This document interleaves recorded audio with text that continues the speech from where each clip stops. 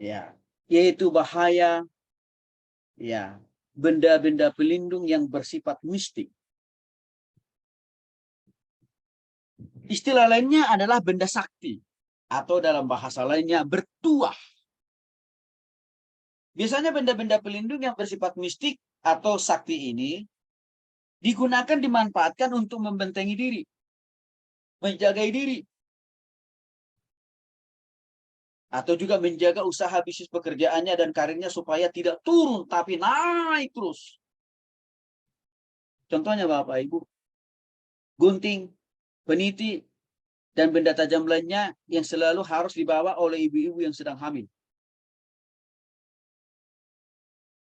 Kenapa ini begitu penting dibawa oleh ibu yang sedang mengandung atau sedang hamil, supaya tidak ada iblis yang mengganggu atau tidak ada setan yang mengganggu janinnya. Waktu orang Kristen mempercayai ini, berarti dia sedang mempercayai simbolis juga, Bapak Ibu. Bapak Ibu dikasih oleh Tuhan Yesus Kristus, gunting peniti itu adalah benda mati, Bapak Ibu. Dia tidak akan pernah berubah jadi Tuhan. Dan dia tidak punya kuasa apa-apa.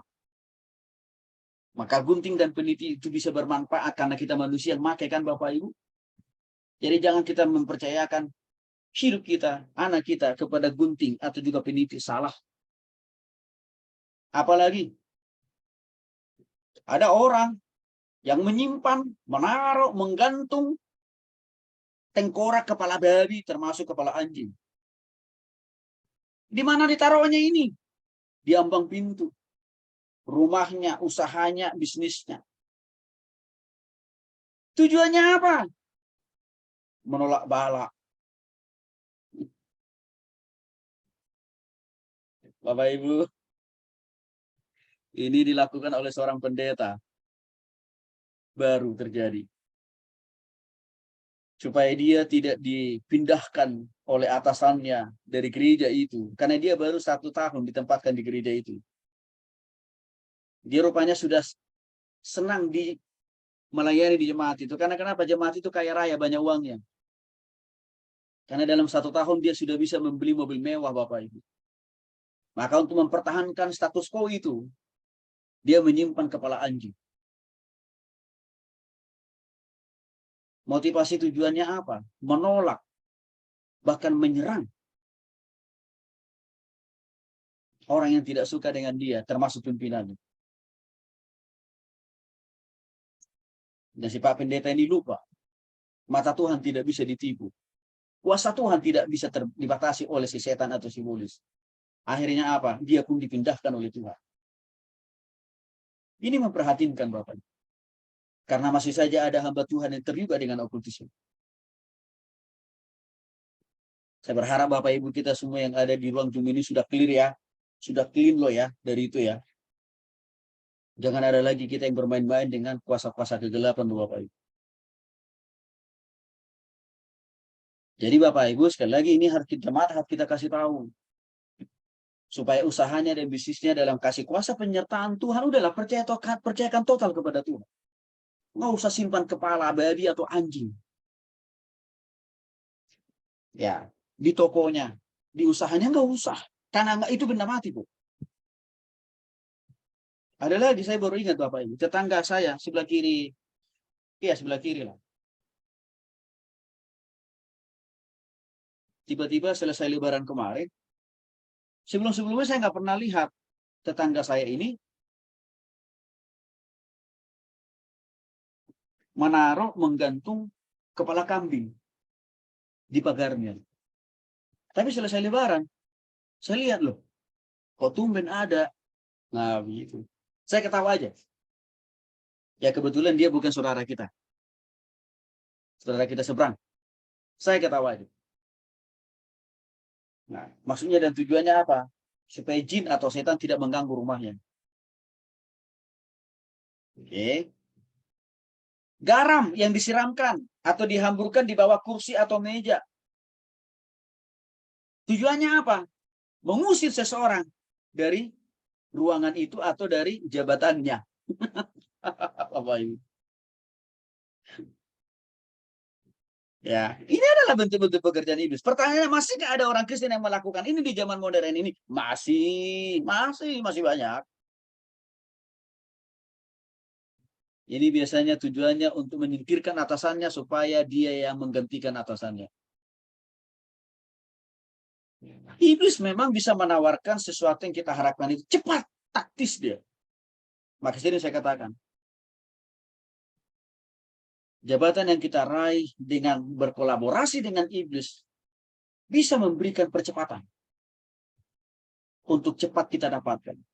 Tapi secepat itu juga kita akan runtuh dan rubuh dan jatuh.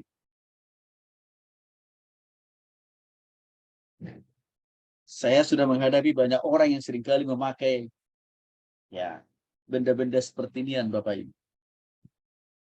Tapi nggak lama tumbang juga. Lalu bagaimana dengan kalung salib? Yang seringkali kita gantungkan di kaca spion mobil kita. Apa motivasi kita? Apa tujuan kita, Bapak Ibu, melakukan itu? Menolak bala, Pak Tony. Menolak simbolis. Supaya kita jauh dari mara bahaya. Sebaliknya, mungkin dinding rumah kita dipenuhi dengan salib. Apa motivasinya, Bapak Ibu? Apa tujuannya? Bapak Ibu yang dikasih oleh Tuhan Yesus Kristus. Kalau kita mempertuhankan itu salib, walaupun mungkin salib itu isinya adalah Yesus yang sudah tergantung itu. Hati-hati. Yesus itu tidak lagi digantung di situ sekarang. Yesus itu sudah kembali ke surga. Kuasa penyertaan Yesus itu akan efektif kalau kita hidup di dalam Kristus dan Kristus di dalam kita. Bukan karena di dalam benda mati itu, Bapak Ibu. Bukan.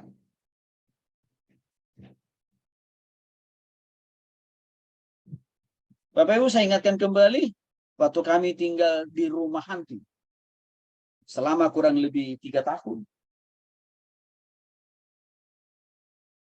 Nggak ada salib yang kami taruh di dinding. Nggak ada, Bapak Ibu.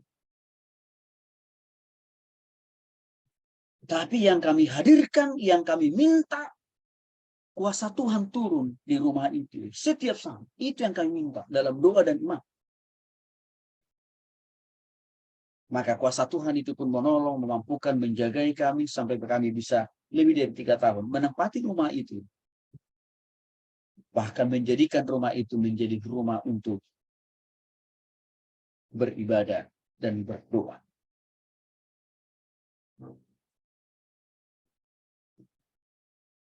Hati-hati Bapak Ibu ya. Kelihatannya ini kecil. Kelihatannya rohani, padahal rohana.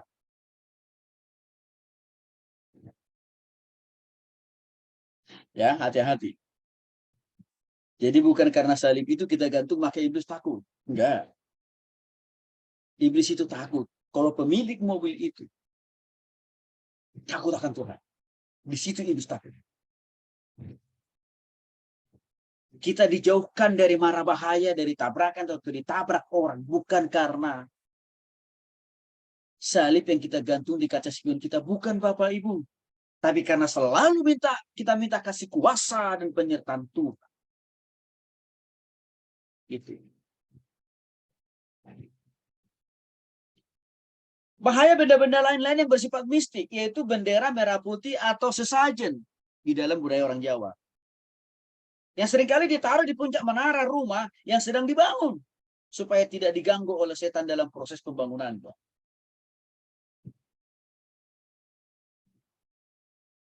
Jadi kadang-kadang Bapak Ibu, ya ini bisa dilakukan oleh orang yang sedang membangun rumah. Atau bisa juga dilakukan oleh tukangnya. Dengan alasan mengusir roh jahat. Supaya tidak ada kecelakaan selama dalam proses pengerjaan bangunan atau gedung itu. Maka ada persembahan yang disiapkan kepada si iblis. Bapak Ibu dikasih oleh Tuhan Yesus Kristus. Kita orang percaya nggak boleh lakukan. Doakan kepada Tuhan supaya tukang kita diberkati Tuhan, disertai, dijaga, dan dipelihara oleh Tuhan. Dijauhkan Tuhan dari mara bahaya. Waktu mereka melakukan pengerjaan pembangunan rumah atau gedung itu. Itu yang kita lakukan Bapak Ibu. Jangan menghadirkan, jangan mengundang si setan. Ulangan pasal 18 ayat 13 sampai dengan Ulangan 18 ayat 11 sampai 13 jelas sekali mengatakan. Dan diantaramu janganlah didapati seorang pun yang mempersembahkan anak laki-laki atau anak perempuan. Termasuk juga tidak boleh kita mempersembahkan sesajen berupa makan dan minuman. Atau emas, permata, intan, atau uang. Nggak boleh Bapak Ibu. Kepada si bule. Nggak boleh.